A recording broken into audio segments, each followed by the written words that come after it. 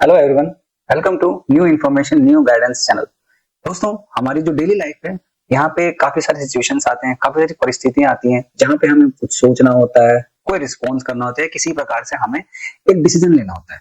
और ये हर एक सिचुएशन हमसे डिमांड करती है कि हम कोई अपना एक्शन लें और उसमें रिएक्ट करें। और ऐसी सिचुएशन में हम एक्सपीरियंस करते हैं स्ट्रेस। स्ट्रेस कोई एक पर्टिकुलर रिस्पॉन्स नहीं है। स्ट्रेस एक ऐसा ट्रांजैक्शनल प्रोसेस है जो हमारे और हमारे आसपास के एनवायरनमेंट में चलता रहता है। यानी कि कहने का मतलब ये है कि सुबह से लेकर शाम तक बहुत सारी सिचुएशंस ऐसी आती हैं जब हम स्ट्रेस को एक्सपीरियंस करते हैं।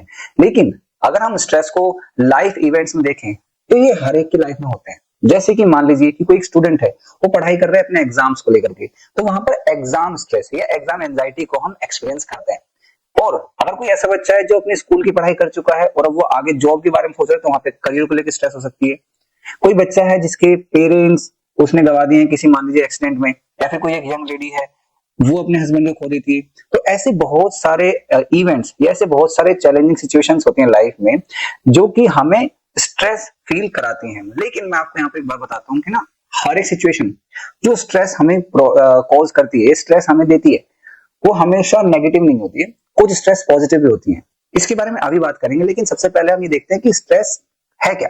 स्ट्रेस एक तरीके से एक इलेक्ट्रिकल बल्ब के रूप में काम करती है। कैसे? जैसे कि मान लीजिए कि बल्ब एक, ठीक है, तो उसे जलने के लिए एक ऑप्टिमम लेवल ऑफ एनर्जी चाहिए। बिल्कुल ऐसे ही हमें भी काम करने के लिए, मोटिवेटेड रहने के लिए थोड़ी सी स्ट्रेस रहनी ही चाहिए।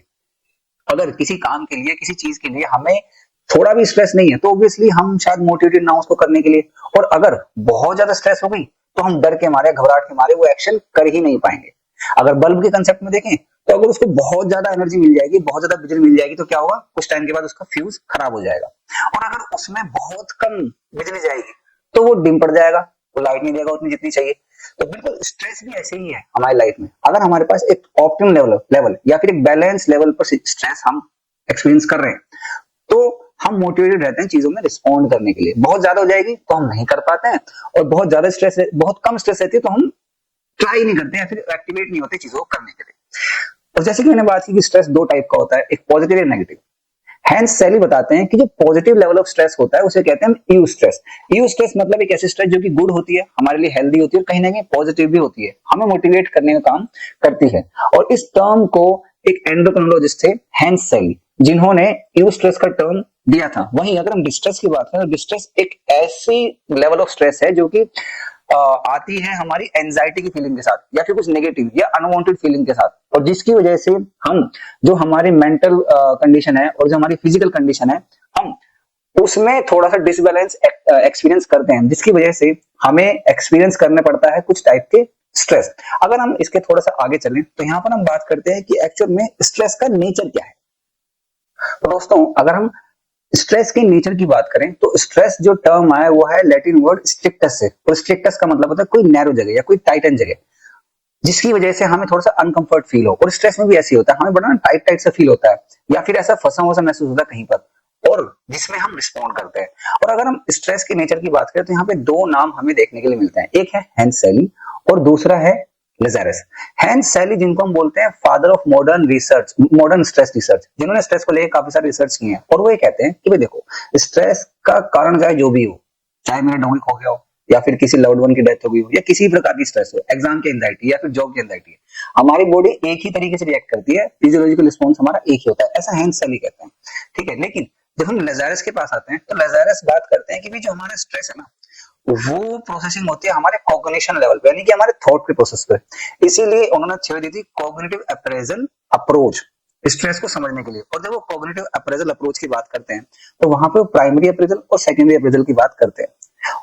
उससे पहले इन्होंने एक डायग्राम दिया था जहां पे ये बताते हैं कि भाई स्ट्रेस काम कैसे करता है। तो सबसे पहली बात उन्होंने की स्ट्रेसर दी। स्ट्रेसर का मतलब होता है ऐसे इवेंट जो हमें स्ट्रेस देते हैं, जैसे कि किस टाइप की स्ट्रेसर है, एनवायरमेंटल है, साइकोलॉजिकल है, सोशल है। यानी कि जो स्ट्रेस का कारण है वो हमारे सामाजिक स्तर पर है या फिर मानसिक स्तर पर है, या हमारे एनवायरमेंट से रिलेटेड है। दूसरा डायमेंशन, उसकी कितनी इंटेंसिटी है, कितनी देर तक वो स्ट्रेस का कारण चल रहा है।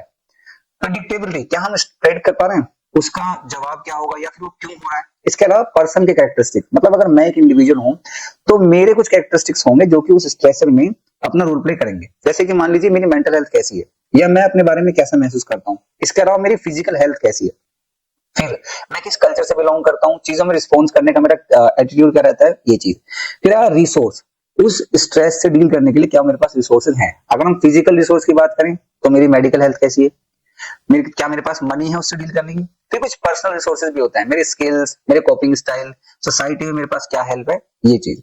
और जब हम स्ट्रेस को अप्रेज करते हैं तो फिजियोलॉजिकल लेवल पर, बिहेवियर लेवल पर, इमोशनल लेवल पर और कॉग्निटिव लेवल पर हम इसे स्ट्रेस को अप्रेज करते हैं। अब ये तो बात हुई कि हम इसे अप्रेज करते हैं, पर अप्रेज करने का मतलब क्या है, मतलब ये है कि यहाँ पे दो लेवल है अप्रेजल के, पहला प्राइमरी, दूसरा सेकेंडरी। प्राइमरी अप्रेजल का मतलब ये होता है जहां पे हमें देख पाते हैं कि भाई कोई भी कंडीशन, कोई भी चेंजिंग सिचुएशन जो वो कैसी है, क्या वो पॉजिटिव है, क्या वो न्यूट्रल है, या फिर वो नेगेटिव है। पॉजिटिव, नेगेटिव और न्यूट्रल का अर्थ यहाँ पर ये है कि भाई अगर सिचुएशन पॉजिटिव है तो ऑब्वियसली हम उसे यूस्ट्रेस की तरह लेंगे। न्यूट्रल का मतलब ना तो उसका कोई पॉजिटिव इफेक्ट है ना ही कोई नेगेटिव इफेक्ट है। लेकिन अगर नेगेटिव है तो नेगेटिव इवेंट्स को हम हार्म, थ्रेट और चैलेंज के रूप में अप्रेस करते हैं। हार्म का मतलब ये है कि जिस कंडीशन से, जिस चीज से हमें कोई डैमेज एक्चुअली हो चुका है, और थ्रेट का मतलब ये है कि आने वाले समय में क्या डैमेज हो सकता है, और चैलेंज का मतलब ये है कि भाई हम कितने कॉन्फिडेंट हैं और ये कितने हमारे पास रिसोर्सेज हैं जिससे कि हम उस चीज से डील कर पाएंगे। इसका मतलब ये है। हार्म का मतलब, फॉर एग्जांपल मान लो कि मैं क्रिकेट खेल रहा हूं, ठीक है, ये इजी एग्जांपल है, और मुझे एक टारगेट मिला है। यहाँ पे हार्म क्या है कि अभी कितने ओवर जा चुके हैं और कितने विकेट मेरे गिर चुके हैं, दैट इज हार्म। और यहाँ पे थ्रेट ये है कि आने वाले बॉलर कौन है, क्या आने वाले बॉलर जहां वो बड़े खतरनाक है, दैट इज थ्रेट आने वाले सिचुएशन में, ठीक। और जब मैंने थ्रेट को अप्रेज किया तब मैं चैलेंज सिचुएशन देख रहा हूं कि भाई मेरे पास कितने रिसोर्सेज अवेलेबल हैं, क्या मेरे पास ऐसे प्लेयर हैं जो कि इस टारगेट को अचीव कर पाएंगे, या फिर हमारे पास इतना टाइम, इतनी बॉल्स हैं जिससे कि हम इन जो अवेलेबल रन्स हैं इनको हम अचीव कर पाए, ये चैलेंज है, ठीक है। तो हार्म, थ्रेट, चैलेंज को हम इस तरीके से यहाँ पे अप्रेज करते हैं। फिर आती है बात सेकेंडरी अप्रेजल की। सेकेंडरी अप्रेजल का मतलब ये है कि भाई अब हमें इससे कोप करना है, इस सिचुएशन से बाहर निकल करके आना है, और इस सिचुएशन में बाहर निकल करके आने के लिए हमें देखना पड़ेगा कि mental level, physical level, personal level और सोशल लेवल पर हमारे पास क्या रिसोर्सेज हैं, और इसके साथ में हम किस तरह से इन्हें डील कर पाएंगे। अप्रेजल जो है ना वो बड़े सब्जेक्टिव हो सकते हैं और बहुत सारी चीजों पर डिपेंड कर सकते हैं। मतलब ऐसा नहीं है कि एक सिचुएशन को मैं जैसे अप्रेज कर रहा हूँ कोई और भी वैसे ही करेगा, नहीं। सबसे पहली बात तो ये है कि पास्ट एक्सपीरियंसेस मेरे कैसे रहे, क्या मैंने ऐसी सिचुएशन को पहले डील किया है। दूसरा, इस सिचुएशन की इंटेंसिटी कैसी है, क्या बहुत ज्यादा इंटेंसिटी वाली ये स्ट्रेस है, इसमें कॉम्प्लेक्सिटी कितनी है, क्या बहुत ज्यादा कॉम्प्लेक्स सिचुएशन है, नॉर्मल कॉम्प्लेक्स है और मैं इसे कर लूंगा। फिर प्रेडिक्टेबिलिटी, क्या हमने इस सिचुएशन को प्रेडिक्ट किया है, क्या हमने ऐसा सोचा था कि भाई ऐसी सिचुएशन आ सकती है, अगर नहीं किया है तो ऑब्वियसली वो हमें ज्यादा परेशान करेगी। और अगर हमें लग रहा था कि हाँ ऐसी कंडीशन आ सकती है और हम तैयार हैं, तब उसे डील करने की जो एक चीज है वो थोड़ी सी आसान हो जाती है। इसके बाद में हम बात करते हैं science and symptoms of the stress. अगर हम स्ट्रेस के साइंस एंड सिम्टम्स की बात करें तो यहाँ पे बहुत सारे साइकोलॉजिकल और फिजियोलॉजिकल लेवल पर हम इसके साइंस देख सकते हैं। जैसे कि मान लीजिए कि डिप्रेशन, एंजाइटी, ये साइकोलॉजिकल लेवल पर है। फिर एंगर है, इरिटेबिलिटी है, रेस्टलेसनेस मतलब गुस्सा आ रहा है, इरिटेटेड फील कर रहे हैं और रेस्टलेस फील कर रहे हैं। फिर नींद आने में प्रॉब्लम हो रही है, हम सो नहीं पा रहे हैं या फिर बहुत ही ज्यादा सो रहे हैं। इसके अलावा दिमाग में बहुत ज्यादा थॉट्स आते हैं, हम हमेशा परेशान जैसा फील करते हैं, और हो सकता है कि हम जो डिसीजन लें वो डिसीजन गलत या खराब भी हो सकते हैं। तो ये कुछ ऐसे बेसिक साइंस सिम्टम्स है स्ट्रेस के जो कि एक व्यक्ति एक्सपीरियंस करता है। स्ट्रेस के साइंस एंड सिम्टम्स के बाद हम एक बार ये देख लेते हैं कि स्ट्रेस के टाइप्स कितने होते हैं। स्ट्रेस के यहाँ पे 3 टाइप्स बताए गए, जिसमें पहला है फिजिकल एंड एनवायरमेंटल स्ट्रेस। देखिए फिजिकल स्ट्रेस मतलब कि ये कि जो मेरी बॉडी से रिलेटेड है। मान लीजिए कि मुझे कोई इंजरी हो गई है, चोट लग गई है, या फिर मुझे कोई बीमारी हो गई है, ठीक, जिसकी वजह से मैं कोई काम नहीं कर पा रहा हूँ, या फिर जिसकी वजह से मैं वो उतना एक रिस्पॉन्स नहीं दे पाऊंगा जितना मैं दे सकता हूँ।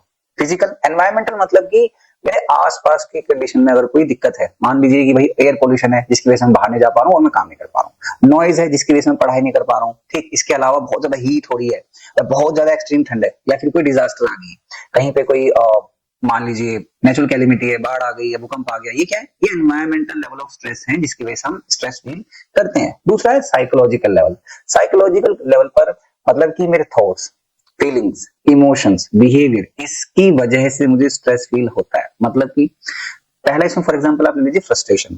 फ्रस्ट्रेशन कब होती है? फ्रस्ट्रेशन तब होती है जब मैं किसी चीज को करने में एलिजिबल हूं, एप्लीकेबल हूं, लेकिन मैं कर नहीं पा रहा किसी एनवायरमेंटल हिंड्रेंस की वजह से या फिर किसी सोशल हिंड्रेंस की वजह से। जैसे कि मान लीजिए कि भाई मुझे किसी जॉब में अप्लाई करना था, लेकिन मेरे ग्रेड्स कम, फॉर एग्जाम्पल मुझे 60% चाहिए थे वहां पे अप्लाई करने के लिए, बट मेरा 59% है, तो वो जो लेवल ऑफ फ्रस्ट्रेशन है उसकी वजह से मुझे गुस्सा आएगा, मुझे स्ट्रेस महसूस होगा, राइट। ये एक साइकोलॉजिकल लेवल पर हम कंडीशन एक्सपीरियंस कर पाते हैं। यहाँ पे एक चीज और है फ्रस्ट्रेशन के अलावा, कंफ्लिक्ट। कंफ्लिक्ट मतलब कि ये कि भाई मान लीजिए कि मेरे पास कुछ पैसे हैं, कुछ लेवल ऑफ अमाउंट है, तो अब मेरे सामने ये है कि भाई मैं ये गाड़ी लूं या फिर मैं ये प्रॉपर्टी खरीद लूं, मैं क्या करूं, ये कंफ्लिक्ट है। तो जब इस टाइप के कंफ्लिक्ट हमारे सामने आते हैं तब भी हम स्ट्रेस फील करते हैं। मतलब जब हमारे सामने चॉइस लेनी होती है, हमारे सामने दो ऑप्शंस होते हैं, तो हमें उनमें से जो भी चूज करना है उस समय भी हम एक साइकोलॉजिकल लेवल पर स्ट्रेस फील करते हैं। और अगर हम थर्ड पॉइंट पर जाए तो थर्ड पॉइंट यहाँ पर बात करता है हमारा सोशल स्ट्रेस के बारे में। सोशल स्ट्रेस मतलब कि हमारे सोशल इंटरेक्शन की वजह से जो भी हमें स्ट्रेस फील होती है, जैसे कि मान लीजिए कि किसी दोस्त से लड़ाई हो गई या फिर किसी से हमारी खराब रिलेशनशिप है, मतलब स्ट्रेन रिलेशनशिप है, ठीक, एक चीज। दूसरा कि भाई मान लीजिए कि फैमिली में किसी की बहुत ज्यादा तबीयत खराब है, ठीक है, और उसकी वजह से हम कुछ काम नहीं कर पा रहे हैं, वो चीज हो गई। फिर एक चीज और यहाँ पर आती है कि मान लीजिए किसी की डेथ हो गई या फिर किसी नेबर के साथ हमारी समस्या है, सोसाइटी में पॉवर्टी, डिस्क्रिमिनेशन या फिर सोसाइटल जो कंडीशंस हैं वो जब बहुत बेटर ना हो तो हम सोशल लेवल पर स्ट्रेस फील करते हैं। अब यहां तो बात हुई हमारे स्ट्रेस का जो बेसिक नेचर है, उसके टाइप्स हैं, ठीक है, साइंस एंड सिम्टम्स हैं स्ट्रेस के, हमने उतनी बात की। अब अगले वीडियो में हम इससे आगे चलेंगे और इसकी आगे वाली चीजें उसको डिस्कस करेंगे। तब तक के लिए थैंक यू।